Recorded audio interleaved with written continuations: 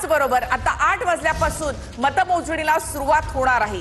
तर पश्चिम बंगाल भवानीपूर मधील मतमोजणी केंद्राच्या बाहेर शाब्दिक बाचाबाची झाली।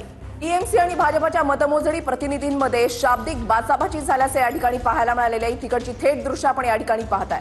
संपूर्ण प्रचारामध्ये हेच चित्र दिसलेलं होतं। टीएमसीचे कार्यकर्ते आणि भाजपचे कार्यकर्ते यांच्यामध्ये या ठिकाणी बाचाबाची होताना किंवा त्या ठिकाणी हाणामारी होताना पाहायला मिळालं होतं। आणि आता पुन्हा एकदा भवानीपूरमध्ये मतमोजणी केंद्राच्या बाहेर शाब्दिक बाचाबाची झालेली आहे।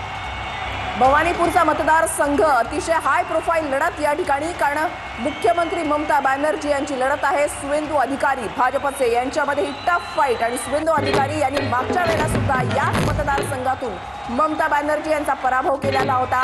त्याच ठिकाणी भवानीपूर मतदारसंघामध्ये आता टीएमसी आणि भाजपच्या कार्यकर्त्यांमध्ये बाचाबाची झाल्याचं पाहायला मिळतंय। सत्तेत आल्यापासून 2011 पासून खरं तर ममता बॅनर्जी यांचा हा मोठा गड आहे आणि भवानीपूरमध्येच या ठिकाणी भाजपचे कार्यकर्ते आणि टीएमसीचे कार्यकर्ते यांच्यामध्ये शाब्दिक बाचाबाची झालेली आहे। ही दृश्य आपण पाहतो पश्चिम बंगालच्या भवानीपूर या ठिकाणची अत्यंत प्रतिष्ठेचा हाय प्रोफाईल असा हा मतदारसंघ। नंदीग्राममध्ये 2021 मध्ये सुवेंदू अधिकारी यांच्या विरोधात हरल्यानंतर ममता बॅनर्जी या भवानीपूरमधून निवडणूक लढवत आहेत, त्यामुळे हा मतदारसंघ टीएमसी साठी अत्यंत महत्त्वाचा आहे। टीएमसी आणि भाजपच्या कार्यकर्त्यांमध्ये या ठिकाणी मतमोजणी केंद्राच्या बाहेर काही शाब्दिक बाचाबाची झाल्याचं पाहायला मिळतंय।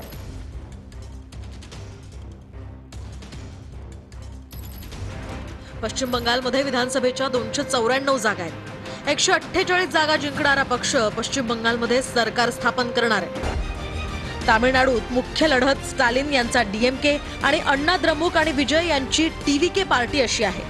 तामिळनाडू विधानसभेच्या एकूण 234 जागा आहेत। 118 जागा जिंकणारा पक्ष सरकार स्थापन करणार आहे। केरळमध्ये मुख्य लढाई एलडीएफ आणि यूडीएफ या पक्षांमध्ये आहे। केरळमध्ये एकूण 140 जागा आहेत। 71 जागा जिंकणारा पक्ष केरळमध्ये सरकार स्थापन करणार आहे। आसाममध्ये मुख्य लढाई भाजप विरुद्ध काँग्रेस अशी आहे। आसाममध्ये विधानसभेच्या एकूण 126 जागा आहेत। 64 जागा जिंकणारा पक्ष आसाममध्ये सत्ता स्थापन करणार आहे। तृणमूल काँग्रेस 226 पेक्षा जास्त जागा जिंकेल असं ममता बॅनर्जींनी म्हटलंय।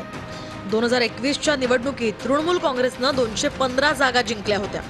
यावेळी 226 पेक्षा जास्त जागा मिळतील असं ममतांचं म्हणणं आहे।